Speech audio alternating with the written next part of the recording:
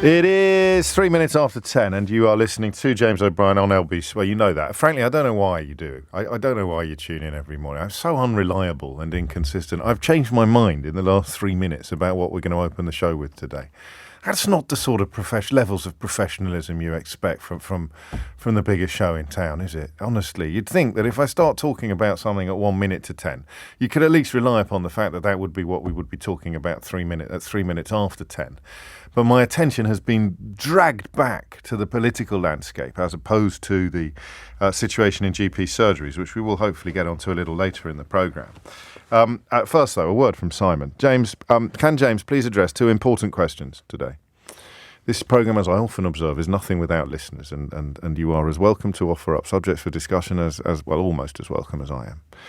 How many listeners have had platyjubes stuck in their head since yesterday? And secondly, how many times have they had to stop themselves saying it out loud? Simon, let it go. Seriously, embrace the platyjubes. That is what all the cool kids are calling it. I have it on impeccable authority from all the cool kids. Everyone is calling it platyjubes. Everybody groovy is calling it platyjubes. So if you want to be groovy, Simon, call it the platyjubes. Let go of these ludicrous restraints that you're putting upon your freedoms. Honestly, it's the platyjubes all day long. And like Nick, actually, I clock off for a couple of days at 1 o'clock today. So this is our final time together this week. I'm going to do something that I think we've probably done before, but not in this context. I'm only going to allow calls in a horribly one-sided way. I'm only going to allow calls from people who voted Conservative in 2019. And I don't think I'm quite cocky enough at this point to sort of slice it still further and say that you did so largely because of Boris Johnson's personal political appeal. I'm not going to go that far. You may have voted Conservative while holding your nose about the leadership. I voted Labour while holding my nose about the leadership, so I'm certainly not in any position to throw stones about that particular process. But this is what I want to know now. I just want to genuinely be more of an opinion pollster than a pungently opinionated presenter today.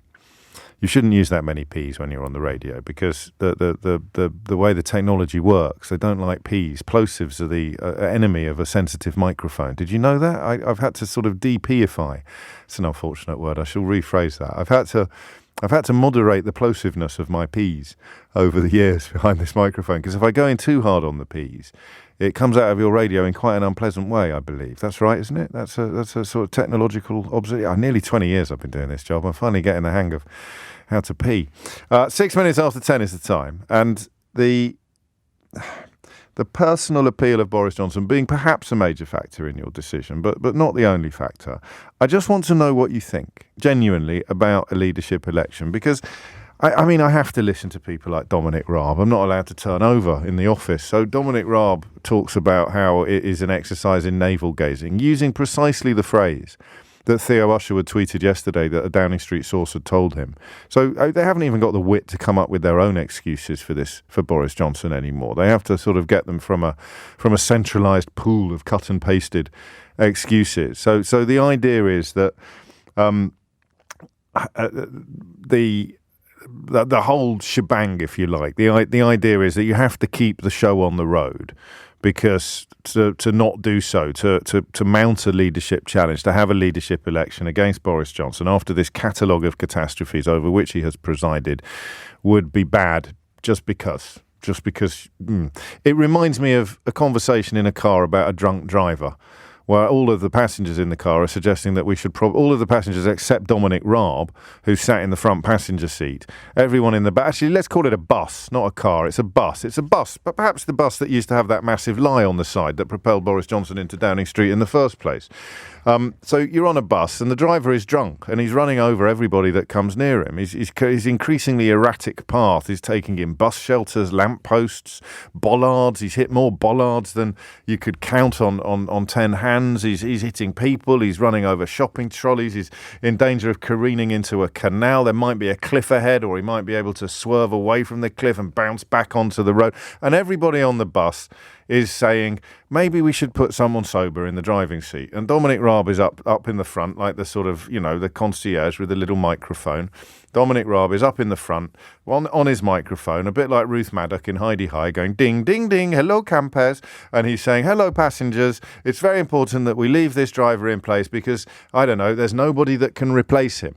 And you think, well, hang on a minute, that's incredibly insulting to people who voted Conservative in 2019. They can't honestly have believed that their party was populated by hundreds of MPs, of whom only one had the stones to be Prime Minister. I mean, that's the kind of thing that the Labour Party should be saying, not Conservative voters. So the only people up at the front, you've got the cabinet, some of whom are pretending, some of whom probably mean it, and they're all claiming we've got to leave the drunk driver in the driving seat because there's a war in Ukraine and there's a cost of living crisis that we need to address. And you say, yeah, but the driver's drunk. So the bigger the problems ahead, surely the more important it is to get rid of the drunk driver. No, it's very important to leave the drunk driver where he is, because if we change him now, then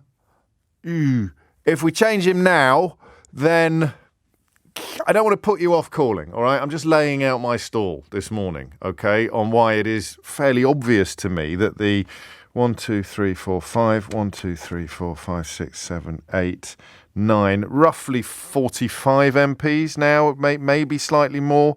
I think you could probably get close to 50 who have either submitted their letters of no confidence or issued public criticisms from all corners of the party. You've got people from the ERG, you've got people from the moderate or sensible wing of the party, you've got people from the 2019 intake, you've got people who've been there half their lives, you've got people from the north, people from the south, people from the east, people from the west, people from the middle, people from, you name it, they're there on this list. And they're the only ones, they're only the ones that we know about. The ones that we don't know about are going to multiply that figure, one imagines, enormously. For the record, I'd be staggered if they haven't got the 54 letters in place already. So if you've got a drunk driver in the driving seat, the argument that you need to leave him there because there's some really difficult terrain ahead seems to me to be absolutely stupid. The more difficult the terrain ahead, the more important it is to replace the driver who keeps smashing into everything and running people over, including his own colleagues, by the way. That seems to me to be self-evident. And when you hear people like Dominic Raab or Nadine Dorries arguing that the cost of living crisis and the war in Ukraine are reasons not to replace the Prime Minister, you wonder whether you've woken up in some sort of parallel universe or whether you are caught up in the throes of another cheese dream. Little story about cheese today, and inevitably exports of cheese to the European Union have gone off a cliff and not being made up for by exports to anywhere else. We may get onto that a little later in the programme. Thank you very much for this message here. That was uncanny, James, says Matt. I honestly thought Ruth Maddock was in the studio with you. It's a gift, Matt. What can I say? I have the gift of impersonation. So that's argument number one. You've got to leave him where he is because there's some tricky stuff ahead. Quite how that works, I don't know, because all they offer up as reasons for having faith in him are his electoral success, to which you respond by saying, well, he won an election against the most unpopular party leader in history. I don't know how big an achievement that is, and he also won it by inflating massive lies about Brexit. So I don't know that that's true. I don't know if he has that stardust. He did win 2 mayoral elections in London, which is traditionally not happy hunting ground for Conservatives, but the second one he won, the margin was pretty tiny, and if he hadn't had support of the London Evening Standard and every other newspaper in the country, bar probably the Mirror and the Guardian, then I don't know whether he would have pulled that off, actually. So that's possibly not quite the crown that many people pretend it is. Then you've got the claim that he delivered the vaccine, which is just a nonsensical argument. You won't meet anybody involved in vaccine production who thinks that Brexit was a good idea. And of course, we've been told by everybody involved that being in the European Union would not have prevented us from pursuing our own course on the vaccine. So that's just nonsense. I don't know what's left on this list of... he led the world on Ukraine, except he didn't. America led the world on Ukraine, and Boris Johnson was the third Conservative Prime Minister to be begged for aid. He just became the first one to actually deliver it after Vladimir Putin had invaded Ukraine. So these achievements are fairly minimal, unless you're the editor of the Daily Mail, in which case they're right up there with, I don't know, winning the Second World War and the Battle of Waterloo. But for normal people, these achievements are fairly minimal. So the argument that we should leave him where he is for reasons seem to me to be a little bit ridiculous. But I didn't vote Conservative in 2019, and the scales fell from my eyes with regard to Boris Johnson not long after the mayoral election of 2008, when I did actually put a cross in his box to my eternal embarrassment. So if you voted like that in 2019, do you want to see a leadership election? Bearing in mind, and I'll offer this up as perhaps a sensible reason not to want one, bearing in mind that he might not lose it. There's absolutely no guarantee that if they get the 54 letters and they press on with a leadership challenge, Boris Johnson will actually come through. Partly because there's about 140 Conservative MPs currently on the government's payroll. There's so many jobs as ministers and junior ministers and this, that and the other, that a huge number of them are actually on the payroll. And that's the only question. That is the only question that I'm asking you this hour, and the only people that I would like to answer it, and obviously I can't ban you from the programme if you didn't vote Conservative in 2019. Maybe I could include you. I would have done, but I forgot to vote. You can ring in as well, all right? So you voted Conservative in 2019. Do you want a leadership challenge? And then a little bit later in the programme, I'm going to ask Labour supporters whether they do, because I think increasingly there's a case for arguing that you'd quite like to fight the next election against this law-breaking, lying liability, rather than what they call a clean skin in espionage circles, somebody who doesn't have a reputation or doesn't have any baggage. You'd struggle to find one in the Conservative Party, but you'd equally struggle forever to find one with as much baggage and as much negativity surrounding them as Boris Johnson, the law-breaking liar, currently has. So there it is. The time is 10:15. The phone lines are open.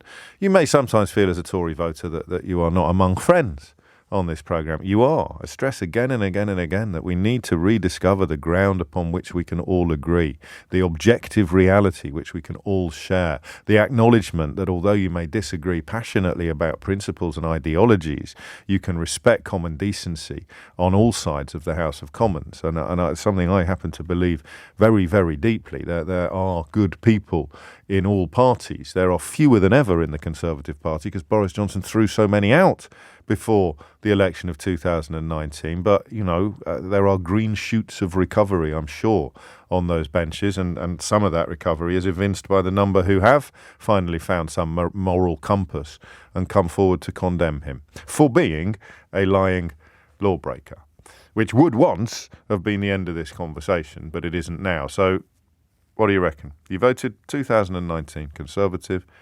What are your thoughts, your genuine views now, your desires, your wishes on whether or not there should be a leadership challenge to Boris Johnson? Hit the numbers now, you will get through. 0345 6060 973. Because, of course, if he really does get all the big calls right, there's quite a strong case now for arguing that he should just walk the plank.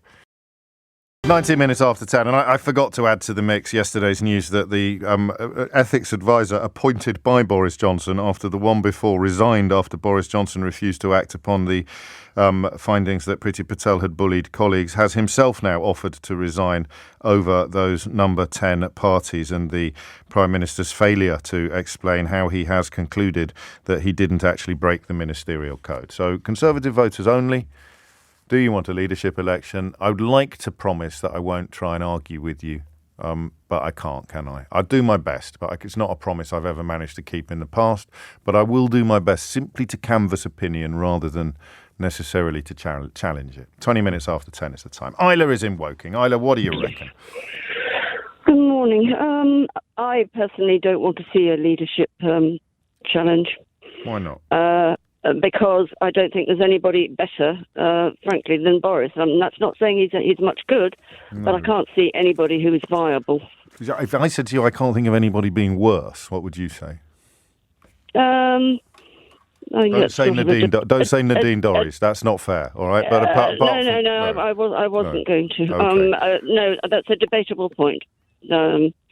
And frankly, if you had my son on the phone, he would be so much better at debating with you, but he isn't. So But we're not having a debate. I just said that. just wondering. Right. Okay. Well, no, who could I do be not worse? want to see a change. I think actually somebody like Rishi Sunak would be worse because he doesn't seem to have a clue about how a normal, in inverted commas, person actually has to survive. You saw the story yesterday about Boris Johnson hiring 4 extra staff at Chequers during the cost of living. Yes, I did, and I thought ruefully. Is that how normal people survive, Isla?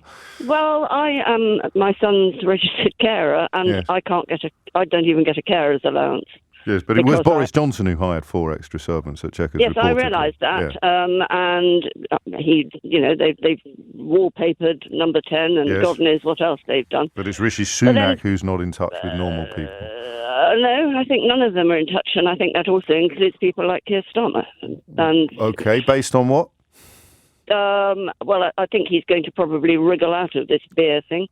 But the idea that he's not in touch with ordinary people, and we're comparing him to one of the richest men in the country and a man who just hired 4 new servants, what would we put on Keir Starmer's charge sheet? Well, they're not his personal servants, are they? They're Chequers. What would we put on Keir Starmer's? What would we put on Keir Starmer's charge sheet? Well, he didn't appear to know what he was doing when he was standing in a window drinking beer and then shouting about the Prime Minister. That's not evidence of being out of touch with ordinary people, is it? I do not know what he spends his money on, and frankly, I don't know what Boris spends his own personal money on. But again, I'm sorry to labour the point, but if Keir Starmer is also out of touch with ordinary people, what are we going to put on the charge sheet? Because it can't be his background, and it can't be his personal wealth, and it can't be his career as a public servant I think lawyer. the problem is that they become there becomes a sense of entitlement amongst MPs. And this is but not Boris just Johnson one is MP. widely regarded as having the biggest sense of entitlement in political history, and yet he's the man you want to keep in the top job. Because I don't see anybody any better. When do you think you might?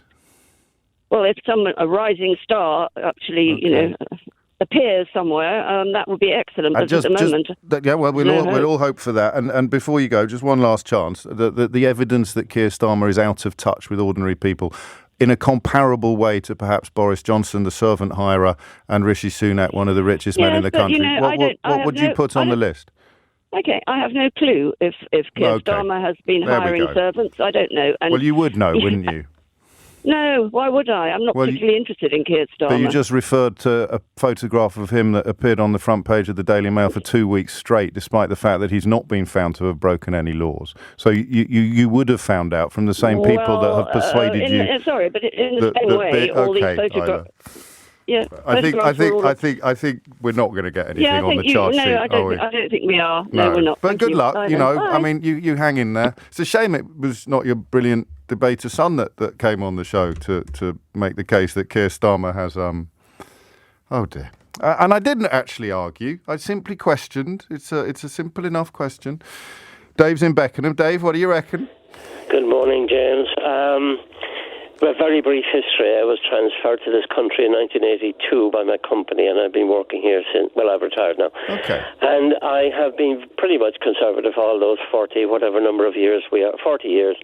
And in fact, I came from Graham Brady's constituency to this constituency, which is Colonel Bob Stewart. I voted in 2019. I have already told Bob, with whom I have email conversations, shall we say, I will not be voting Conservative again as long as that gentleman is in charge of the party and the country. That's my stance on that one. And when did you arrive at that stance, Dave, if you don't mind me asking? Say that again. When did you arrive at that stance? About 5 minutes after he became Prime Minister. I thought you were going to say about 5 minutes ago. I was thinking, blimey. Can I ask how come? Because, I mean, I don't want to get into the Hobson's choice of the 2019 election unless you were lucky enough to live in a constituency where a party other than the 2 major ones had a chance. But how come? I mean, how come it was so quick? Nobody has a chance in conservative world against conservative in Beckenham, but equally conversations with friends and neighbours is leading me to believe that there is not an anti-Bob vote coming, but if Mr. Johnson is still in charge of this party at the next general election, I think Colonel Bob may get a bit of a rude awakening.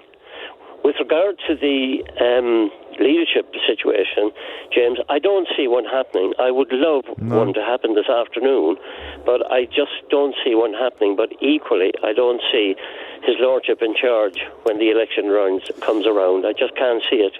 There are too many skeletons, probably some more to come out. And I just don't understand how the man is still Prime Minister, but there you go, that's just my... and it leaves you disenfranchised in a way then, because, I mean, it leaves you essentially probably not voting at all, I don't know.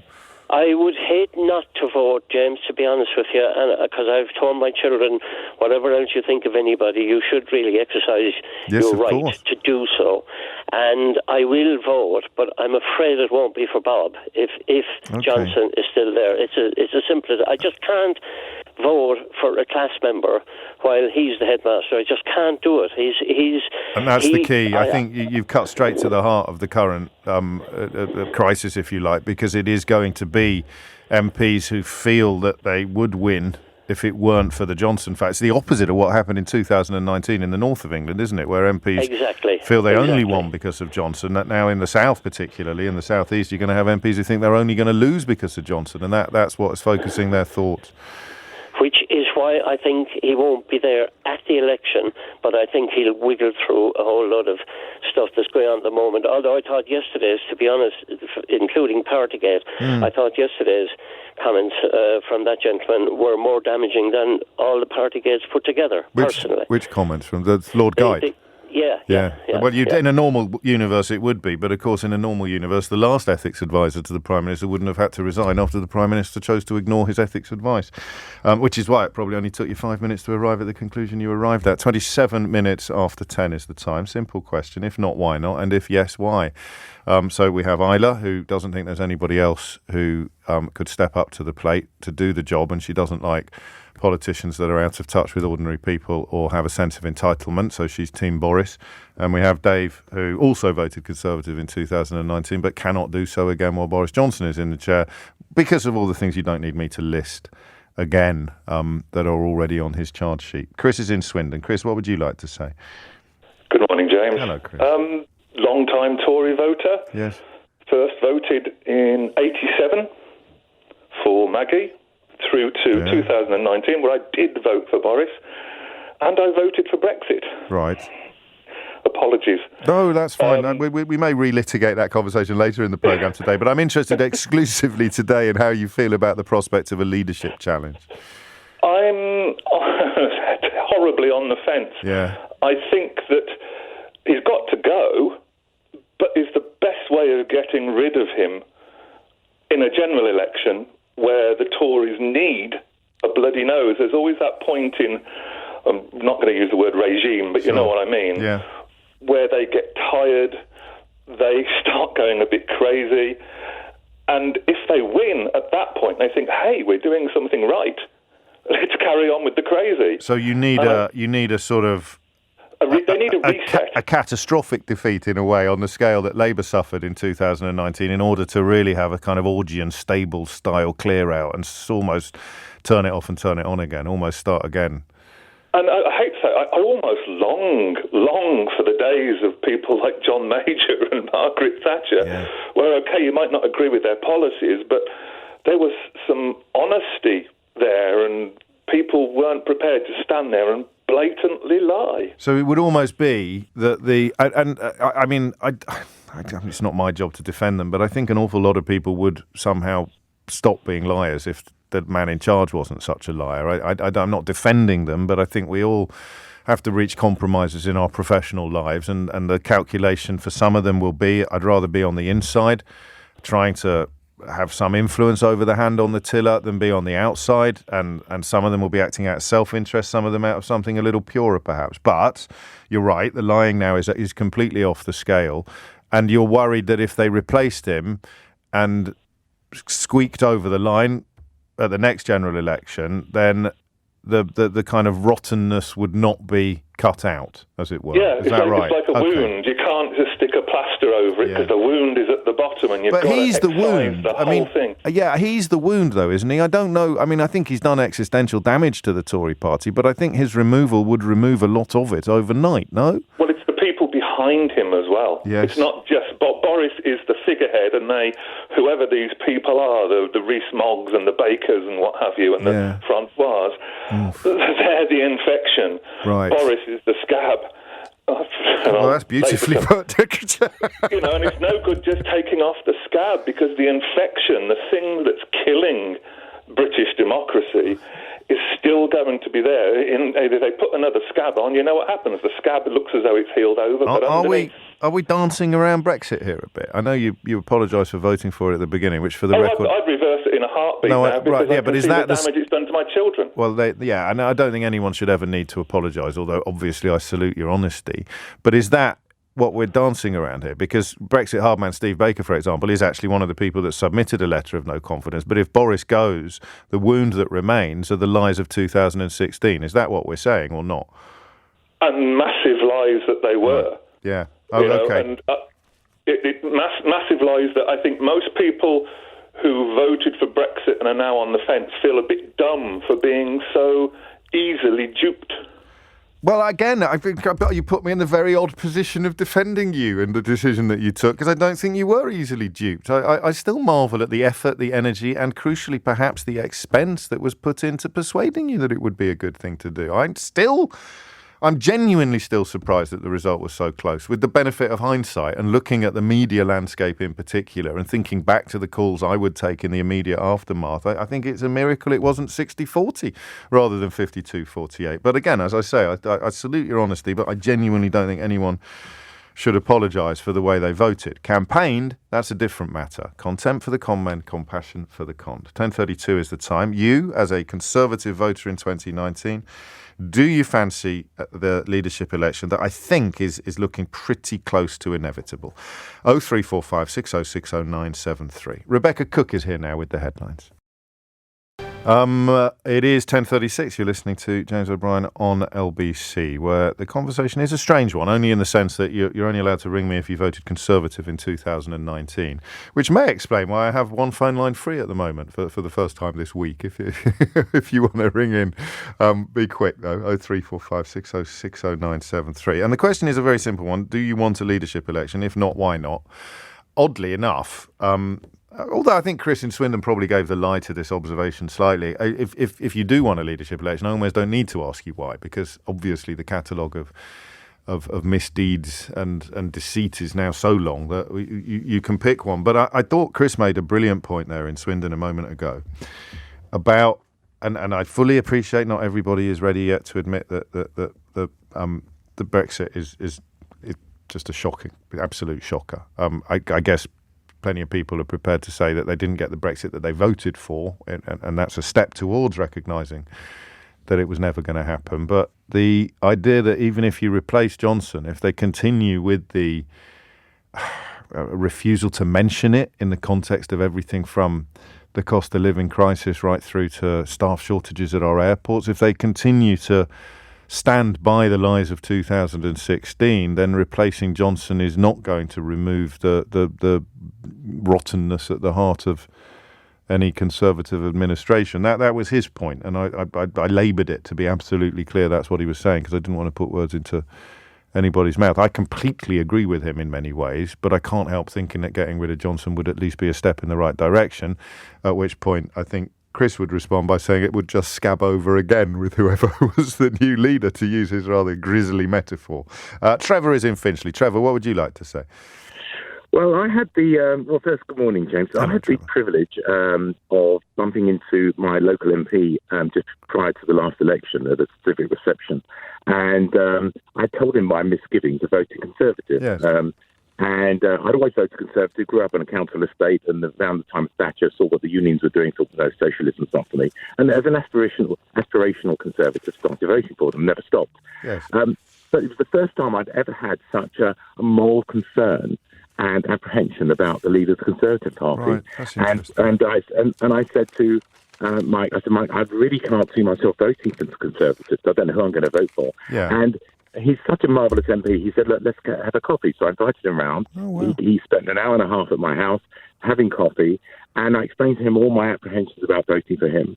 And it was almost like saying, by the way, the ship's burning, and his response was, perhaps stand on the other side of the ship. And he said, look, he's not such a bad person. I said, but he is. It's egregious. Yes. He's suggesting cancelling a law that is now being passed, on the protocol. Yeah. He says the most outrageous things. I felt sometimes, I think he felt emboldened the fact Trump was there. You could get away and say anything, however diabolical it was. I felt that Trump had led the culture, a cultural decline. Alternative facts. We're talking about the weaponisation of blatant lies supported by huge supporters who probably know that they're lies, and yet for reasons of electoral self-interest or something else, they go along with it. They pretend that they believe the lie, culminating, of course, in the claim that he actually won an election that he lost. I'll tell you what I find distressing in the moment is that some very good, I feel, MPs are paraded out to try and explain or justify his actions. Yes. And I think that it's that corruptibility that I find it even more concerning. And there is a sort of coterie of people the Conservative MPs, I think, are being debased by him staying there. And to the idea. Well, the further away you are from him, in the Parliamentary Conservative Party, the less debased you will be. It is. I mean, there is something quite grim about seeing people like Nadeem Zahawi surrendering slices of their soul every time they appear on television to defend him, and running a very real risk of having Downing Street disown the very thing they've been defending while they're still in their car on the way back from the studio. I mean, that happens frequently now, regularly. The U-turn is underway by lunchtime on the stuff that they were touring the breakfast shows defending that very morning. It's incredible to see. So you do want a leadership challenge? I would ask for it, insist on it, plead for it. Right. I mean, the idea that the leader of France refers to our Prime Minister as a buffoon, I think simply, demonstrates how awful our leadership has become, and Britain is now a laughingstock. Through the leadership, we have to have a leadership challenge. I'm going to run something by you, because you literally just made me think of this. And it's in today's newspapers reporting on an interview that George Freeman, who's a science minister, gave to the BBC yesterday. And he said this: he did not stand as the patron saint of virtue. People knew who they were electing. Now, in a way, he is describing you, isn't he?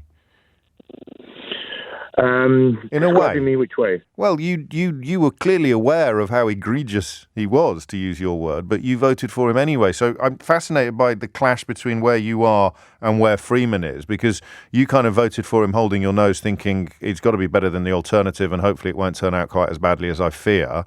And now Freeman would say that you knew what you were voting for, which I don't think you did. No, there are different factors at play. First of all, Mike Freer is an outstanding local MP. Yes. There are many different communities in Finchley, and he spends time with all of them. He really is the most wonderful MP. Yes. And I think all sides like him as an individual, irrespective of his political view.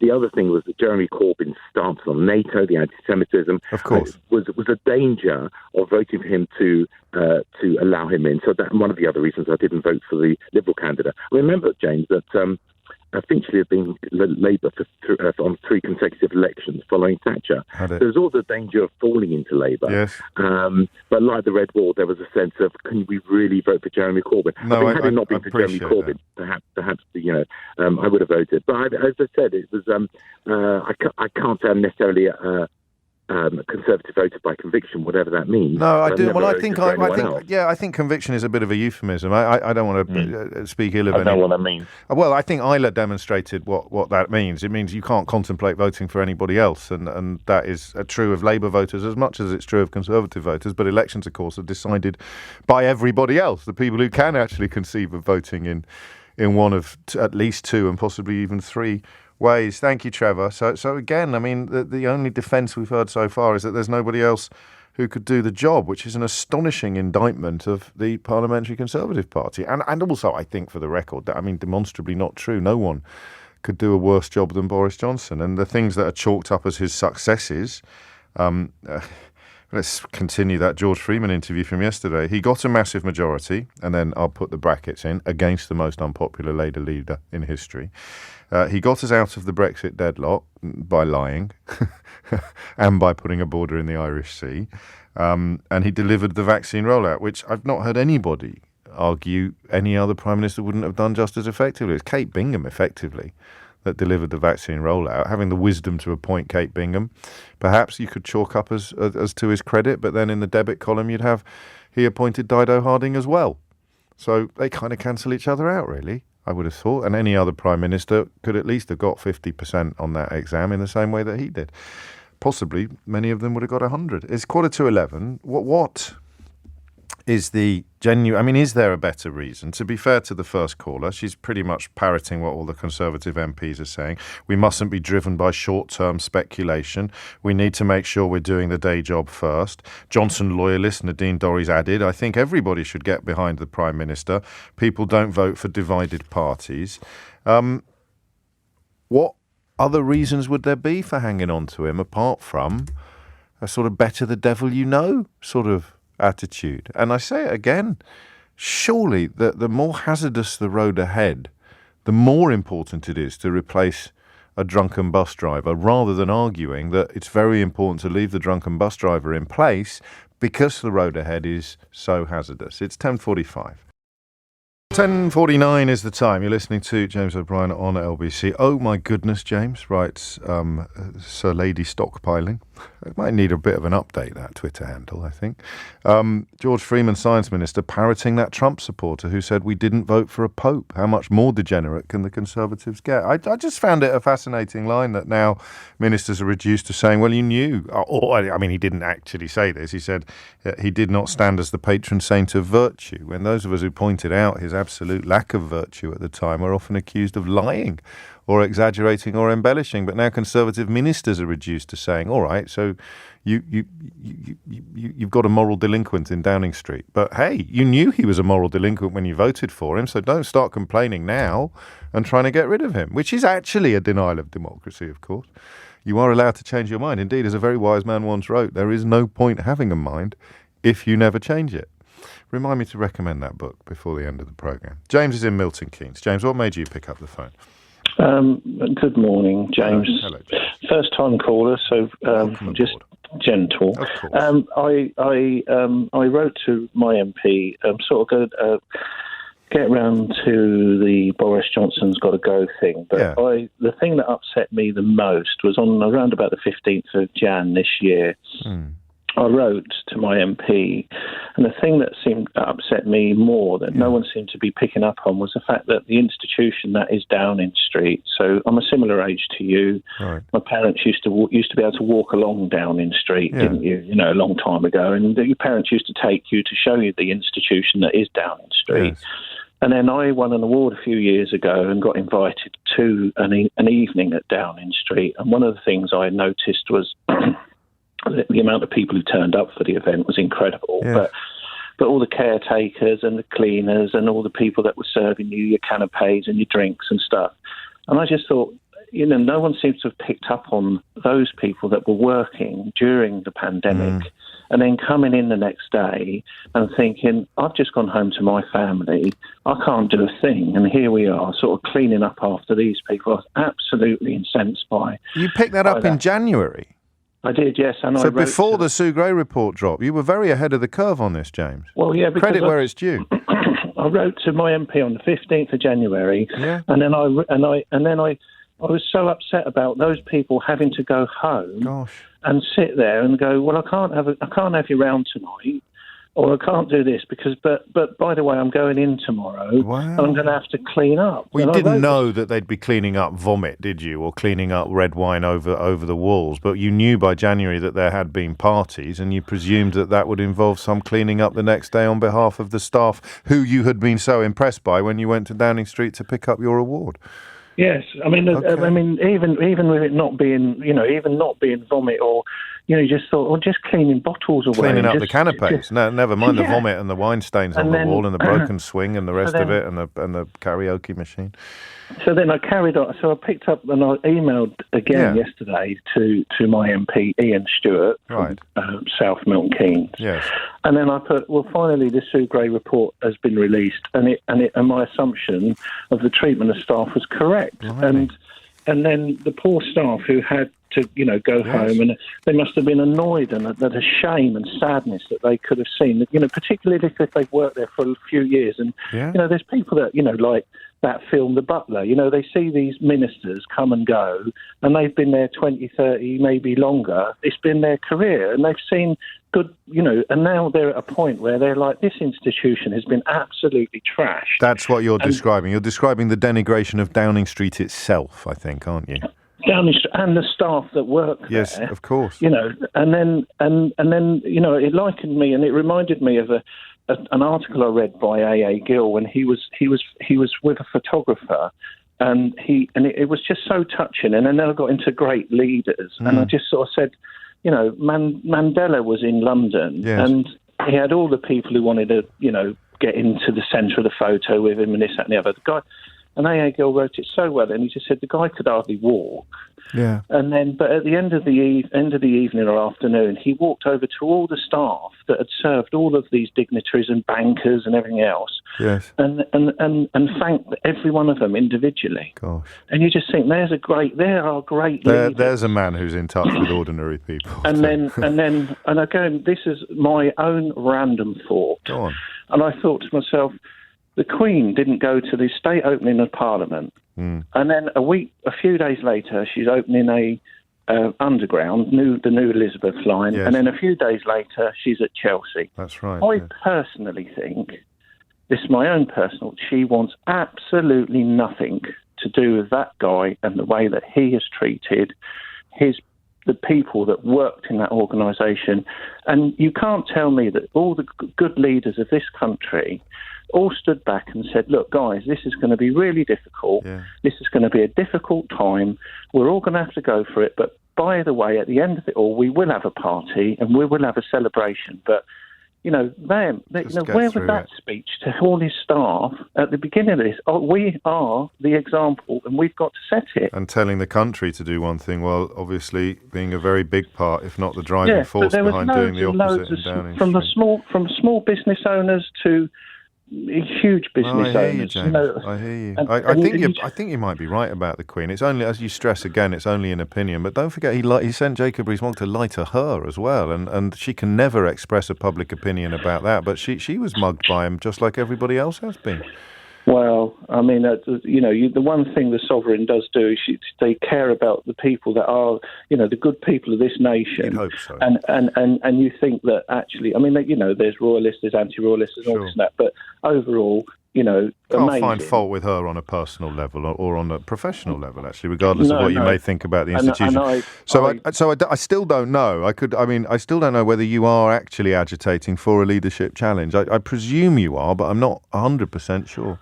Of course, absolute nonsense about who else could run it. I mean, that's just his nonsense. But that's what the Daily Mail is saying. So that's what an awful lot of people will be repeating. I mean, admittedly, not that many of them will ring me just to regurgitate it, but they are among us, and there are millions of them. James, you must know that. Oh, I mean, we're working on fear now. We're not working on sense. That's what they're working on. We're working on he's better than the alternative. Oh, I know the alternatives don't look good. If you look at the cabinet, but I'm sure that I mean, like you, I'm saddened. And one of the reasons it got me to call was your admission that you actually voted for Boris. Yeah. I did, and I feel terrible about it. Yeah, right. It's important to be honest, and it's not that hard, is it, to admit, and even to admit a sense of befuddlement of what on earth you were thinking. I mean, to be fair, I think there are very strong cases for voting for him in 2019, just as there were for voting for him to be mayor in 2008. But James, that was a brilliant first call, and I'm only ending it so I can squeeze in at least one more. But I thank you for ringing in and sharing some really deep thinking there, and some very early calls on the relationship between the regime within Downing Street and the people who essentially keep it afloat. And I think the word I would use, which isn't the word you use, but I will allow myself to use the word contempt, blatant contempt for ordinary people. And yet James refers back to the first caller we took, who's persuaded that Boris Johnson is somehow in touch with ordinary people who cleaned up all the vomit and the wine spillages at Downing Street after the parties that were held illegally in the place where the laws that Boris Johnson made were written. Graham's in Ewell. Last word on this, Graham. What's it going to be? It's going to be that I've been a Conservative voter in every general election since 1979. I'm a Daily Mail reader. Yes. I was delighted when Boris Johnson became leader of the Conservative Party. Sure. But this is beyond parody. I want to see the back of him as soon as possible. Gosh. He lies, He absolutely lies. He tells obvious lies, and he stands and tries to defend it. He sends people out to defend the indefensible. Was there a breaking point, if you don't mind me asking? Was there a straw that broke the camel's back, or has it been a gradual realisation? Was there a moment where you thought, right, that's it, I can't defend him anymore? Yes, there was. And it's not Partygate itself. No.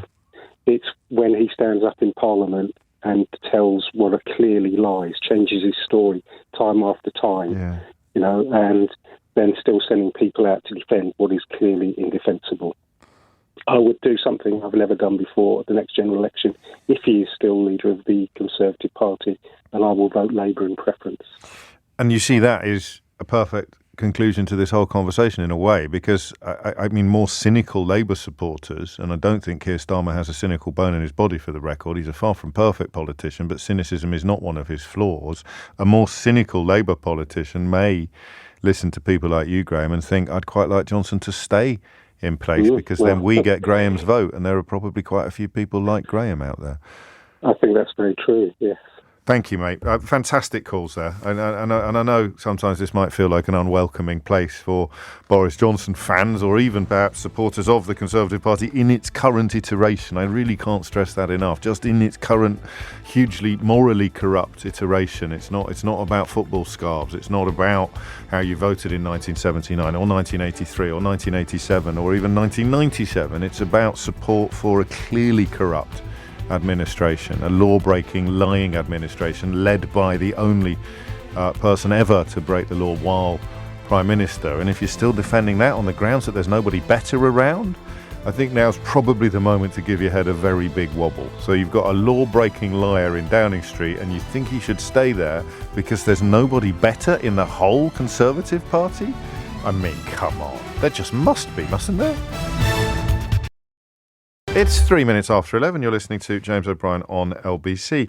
I mean, if I asked you to make a list of my hobby horses, what would be? Where would this one be on my hobby horses? The desperate and hugely successful attempts to paint targets upon the back of entirely the wrong people. That is undertaken largely by the right-wing media. And listen, we've had a Conservative government for 12 years, so it may well be. I just can't remember the days when left-wing media, such as it is, used to do similar things. But, this ludicrous Rwandan policy, which I don't think many people realise, it involves deporting genuine asylum seekers to Rwanda. If they are found in Rwanda to have had a case for seeking asylum in the UK, they have to stay in Rwanda. And it is like something dreamt up by a Doctor Who villain or a Nigel Farage cheese dream. I mean, it is unbelievably brutal and horrible in both conception and delivery. But of course, it's not actually designed to solve any problems. It's designed solely to throw red meat to the slavering mob, slavering but diminishing mob of people who voted for Brexit in order to see fewer brown faces on the tills in their local Tesco. But it's also designed to do something else, and that is to demonise lawyers. I can't believe I'm sitting here in 2022 warning you about the dangers of politicians demonising lawyers. You have essentially two defences against corrupt politicians, or against dictatorships, if you like, which often begin with democratic votes, or even just against fascism, if you want to use the F word, or totalitarianism, which again seem to me like far too hyperbolic terms to describe British politics, but the direction of traffic is pretty hard to argue with. When politicians start trying to turn you against lawyers, you've got a problem. And it's not new. And right-wing media, the other thing that can defend you against politicians who are bad is journalists. And that's almost impossible to believe, given that in the context of attacking lawyers, it was the then editor of the Daily Mail, Paul Dacre, who led the line with his absolutely despicable enemies of the people front page, speaking about independent High Court judges who delivered a verdict he didn't like. That one man, the editor of a newspaper, in the pay of a Viscount, a non-dom registered Viscount, one man gets to attack the entire judiciary because of his frenzied passion to leave the European Union for reasons that have almost all turned out to be absolutely bogus. But he started attacking lawyers. It's what politicians and it's what client journalists do, or propagandists. It's what politicians and propagandists do when reality challenges their message when reality challenges their product is that they have to attack lawyers and then, of course, they have to attack journalists who tell the truth, which is why BBC and Channel 4 are currently coming in for such a kicking from this particular government. So I understand why they attack lawyers. It's deeply sinister. You must read The Secret Barrister's new book or listen to their appearance on last week's Full Disclosure podcast to understand some of these issues a little better. But it's deeply sinister, but it is at least comprehensible, and there's a historical precedent for it, right? I can explain to you why corrupt governments and client journalists attack lawyers. And I cannot see the Rwandan policy as being designed without it in mind that this would offer a wonderful opportunity to attack lawyers again. The last time I explained this to you, it was on the front page of the Daily Mail the next day. The last time I said to you, it's not going to be long now before they start blaming the fact that the Rwandan scheme is not going to do what it says on the tin. They'll start blaming it on lawyers. And then the very next page, then next day, next morning, front page, Daily Mail, Boris Johnson attacking lawyers. It's disgusting, dangerous, and very, very frightening. Thunder and lightning. But it's normal now for Brexit Britain, for Boris Johnson's Brexit Britain, led by the nose, by the toxic editorial policy of the Daily Mail. Attacking lawyers is now commonplace, and you can see it on the switchboard. You know, you can see it when I come into work and I see what people have been ringing LBC about since I finished work the previous day. You can see it. It's very, very easy to get people to ring this radio station right now and attack lawyers. So you begin with a little bit of racism. I'm sorry if you don't like that, but get over it, snowflakes. You begin with a little bit of racism or a little bit of fear of the unknown, to be a little bit kinder. You fan it with the most powerful organs in the country, and it turns into a passionate belief that we need to get rid of these people at all costs, and anyone suggesting that they have legal protection from an oppressive government is an enemy. Ergo, lawyers are the enemy, therefore lawyers have a target painted on their back. I'm really sorry that that's not an opinion. It's simply a statement of fact, and it is one of the many things that breaks my heart about the state of this country. But we are not alone. So I've only mentioned that because I can understand it and I can explain it pretty well, and anybody paying attention with an honest bone in their body will now be nodding along in agreement or in shocked concurrence. It's impossible to disagree with anything I've just said. That's not arrogance, it's just counting. I don't know why they do it to doctors. I know why they do it to lawyers. I don't know why they do it to doctors. They're not even taking legal action. Industrial action at the moment. If they were taking industrial action, we've got a precedent for this. When anybody takes industrial action, whether they're railway, whether they're train drivers, junior doctors, firefighters, whoever it is, anybody taking industrial action must be the enemy, because if there's one thing workers shouldn't have in this country, it's rights. And, of course, the great triumph of the propagandist political partnership in the last 40 years in this country is that workers now are convinced that workers shouldn't have rights, just as humans have been convinced by exactly the same people, the same politicians, the same propagandists. Humans shouldn't have rights, which is why humans now in Boris Johnson's Brexit Britain can be relied upon to oppose the concept of human rights. When Dominic Raab says we don't like human rights legislation, the only people who should respond positively to that are people who are not humans. But here we are. So I understand that as well. But why have they been fueling anger towards GPs? 03456060973.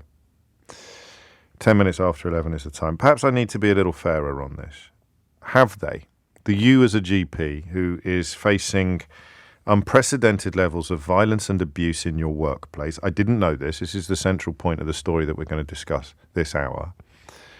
Do you as a GP hold politicians personally in any way responsible for the unprecedented levels of assault, abuse and aggression that patients are now inflicting upon GPs in surgeries that are struggling to cope with unmanageable levels of demand after years of failure to recruit or retain sufficient numbers of family doctors? So we're going to do a State of the Nation story now.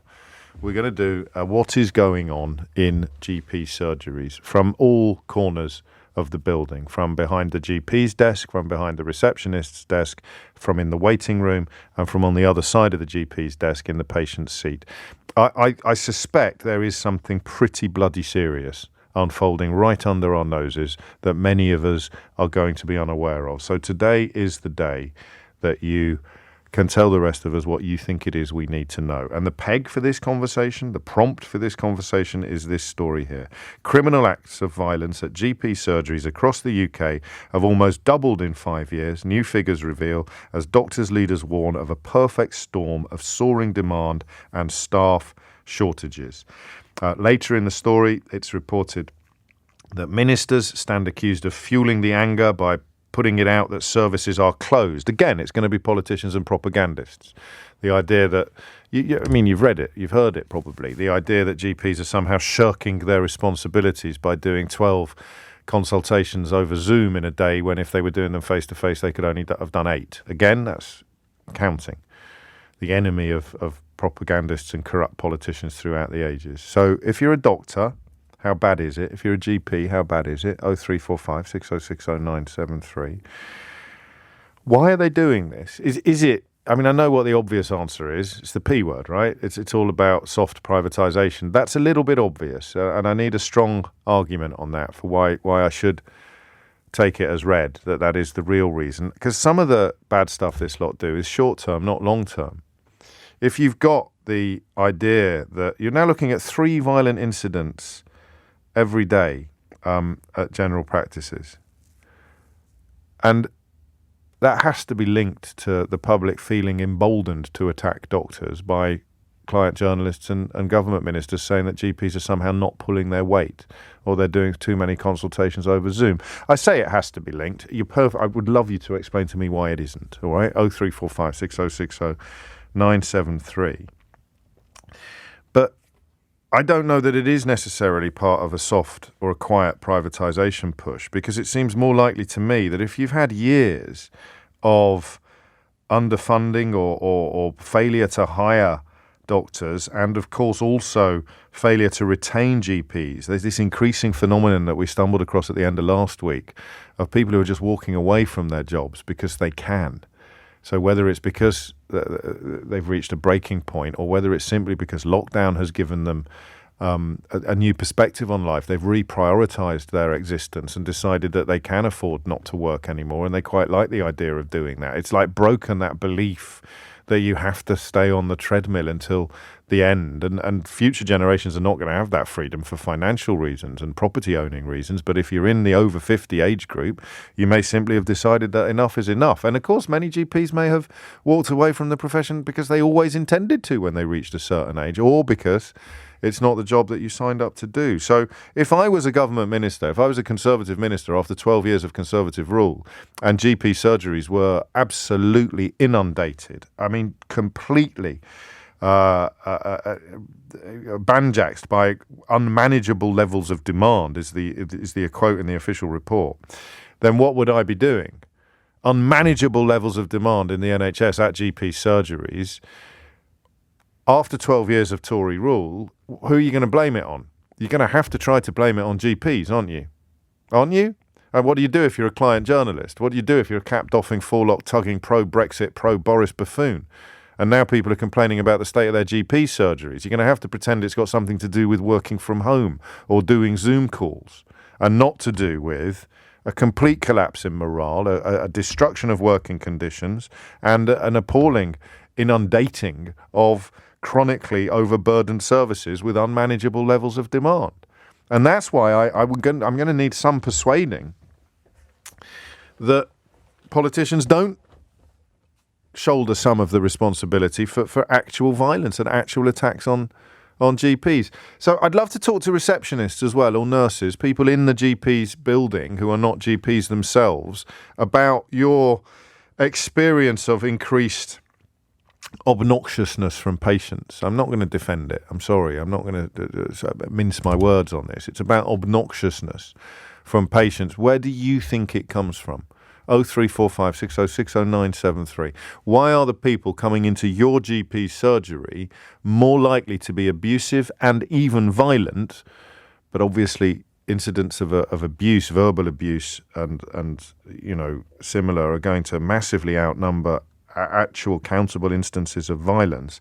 Why do you think assaults, abuse and aggression by patients in GP surgeries have gone off the scale. Hit the numbers now, you will get through. 0345 6060 973 is the number you need. And can anyone construct a cogent argument against the idea that client journalists and corrupt politicians, by which I pretty much mean now anybody still loyal to the law-breaking liar in Downing Street. I'm sorry if you're a good person who is just holding your nose and carrying on in the current cabinet, but you are now corrupt by association. You are sticking up for a law-breaking liar who is in Downing Street. Even his own ethics chief yesterday found the gumption to come forward and call it out, but you're still there tugging your forelock and doffing your cap and defending the indefensible. So yes, you are also now corrupt.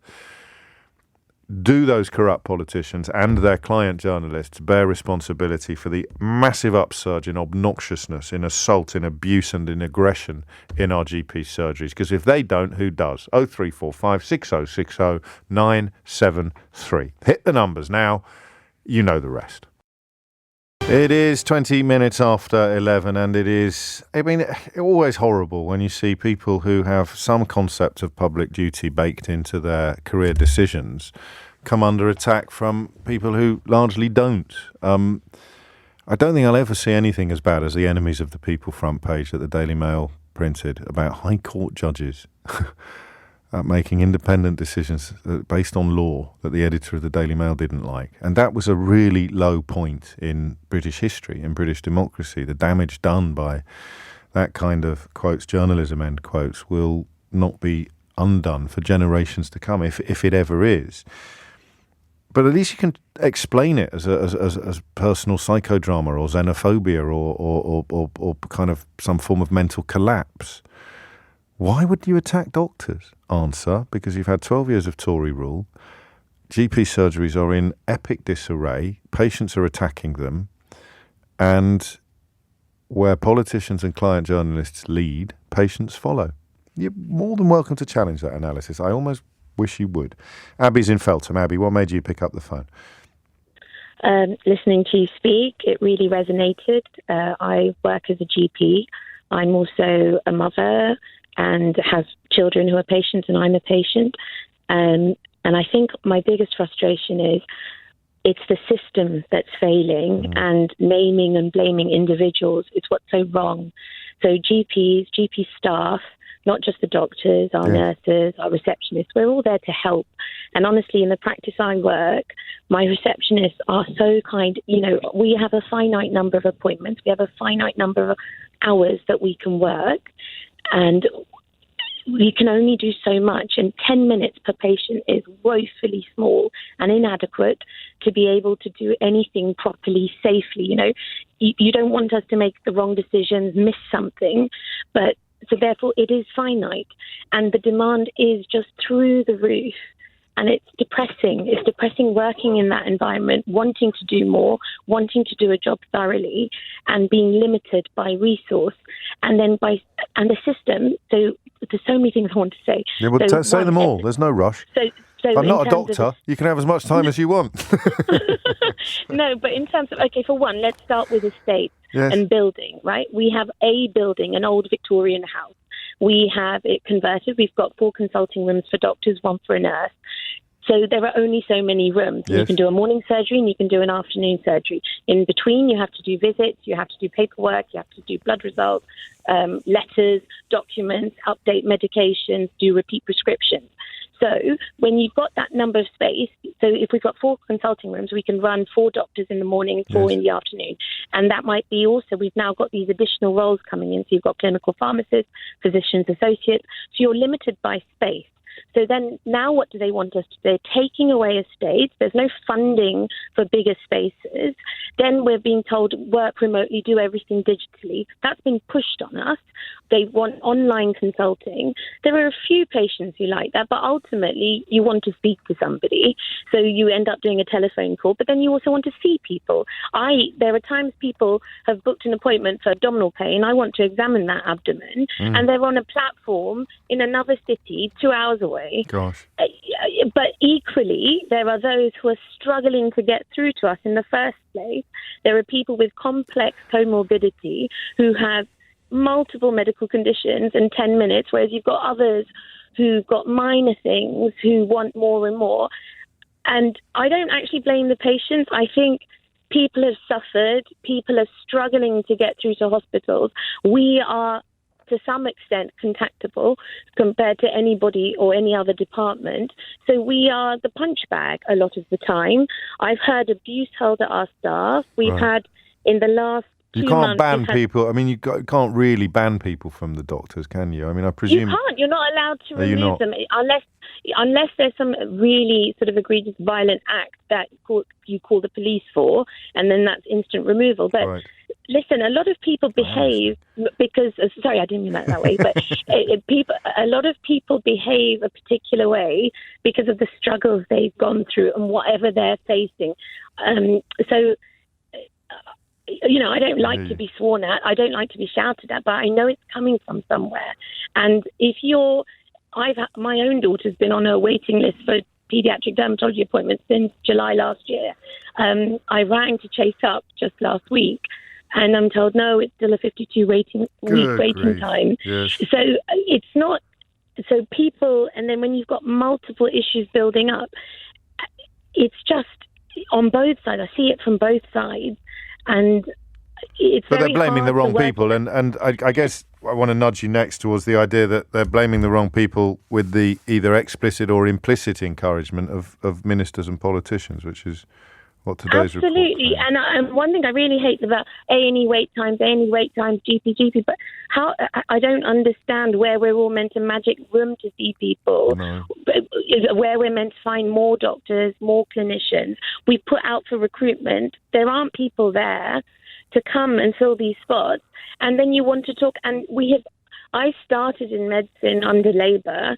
I know I shouldn't, but I just feel a difference in the funding the NHS has received. And I've been a Tory voter. So the difference in the funding the NHS has received in the last 10, 12 years, systematically reduced, no appointments. It was all boiling up pre-pandemic. Patient satisfaction in 2010 was the highest it's ever been. But I'm just going to read you a text from Scott the trucker, because this is what you're up against. You've just dealt in facts and numbers. I've thrown in the patient satisfaction survey from the official figures, and Scott's texted to say, you're saying it's just the last 12 years under the Tory government we've lost doctors. How did we fare with your beloved Labour? And then secondly, this is an insight into the mind of someone who abuses staff in GP surgeries and is, sadly, Scott, mate, too thick to realise that you're outing yourself as that kind of person in a text to a national radio station. The obnoxious behaviour from some of the patients is what we've received from the staff who work in these places themselves. The receptionists I've encountered don't like it when it's put back at them. Then the few times I've been to the doctor, which is rare, you get treated like an idiot who doesn't know his own body. I wouldn't know where to start with somebody like that, but I don't have to. You do. There is a culture. There's a culture and a change where it's all very transactional now. Yes. We are there simply to do what the patient says, regardless of the training we've had. And don't get me wrong, that's not me saying that doctor's always right. Sometimes the patient... Of course not, but you're likely to know. You wouldn't. If Scott's truck needed servicing, he's not going to take it to a GP, is he? But if he needs medical help, he thinks he knows better than you do. There is a culture of that, and there is a real change in that that I notice. I don't want to say that that's always the case. Of course it's not. No, the massive majority of people are decent, aren't they? Yeah. But there are definitely people that just, you're there if you don't write that sick note straight away, if you don't issue that prescription straight away. Well, here's another one. Here's Lynn, who says, James, if the obnoxious people are anything like my sister, she adds, I'm ashamed to say, it comes from a sense of toxic entitlement. Why should she have to wait? She's not leaving until she gets what she wants. She knows better than the doctor what's needed and demands antibiotics for her kid's ear infection. It's embarrassing being with the same practice. Oh, gosh, that's... you recognise all of this, don't you? Yeah, I do. It's a funny one. Right, because I've got to speak to some other people. I could speak, whatever. You've already taken me up to 12:30. I've got a guest at 11:45, so we may carry this on after the 12 because the switchboard has gone predictably bonkers. We talked about travel yesterday. We talked about airports, and I sensed an elephant in the room, which is that most of these problems are not fixable anytime soon because they're down to shortages that cannot be filled. I think the same's happening here, isn't it? I mean, what they can't wave a magic wand or suddenly produce a bunch of doctors. We've told qualified potential GPs from all of the countries that are closest to us that they're no longer welcome here anymore, effectively. So that tap has been turned off. What does the light at the end of the tunnel look like, Abby, at risk of depressing you further? I honestly don't know. I really don't know where it's all going to end. Incredible, isn't it? It's all there in front of us. And yet, of course, the attempts to paint targets on the backs of people like you continues from the highest level of government and indeed so-called journalism. Thank you. I'm sorry. Thank you. Well, you'll always have a platform here to tell the truth about what's going on, as opposed to other elements of media that would now be attacking you for doing consultations over Zoom without understanding, A, that means you can do a heck of a lot more in a day than you otherwise can, and B, that that's only a small part of the story, and face-to-face consultations remain an immense part of your work as well. I'm speaking about GPs in general now, not Abby in particular. 11:30 is the time. Rebecca Cook is here now with your headlines. 33 minutes after 11. My wife is a doctor's receptionist in South Wales. I'm reading this now, obviously. This isn't my own testimony. And I am an optician, just in case there was any doubt. In the last year, I have watched one of the most confident and awe-inspiring women reduced to having to stop and vomit before entering work and crying every night. I get daily abuse. Shame on the nation. When you have no more staff left to abuse, who will take care of you? That's one there for Scott the trucker, I think. Incredible, isn't it? And there is some. Well, I guess it is a little bit like a sense of entitlement. And Gordon in Renfrew, I always take my medicine.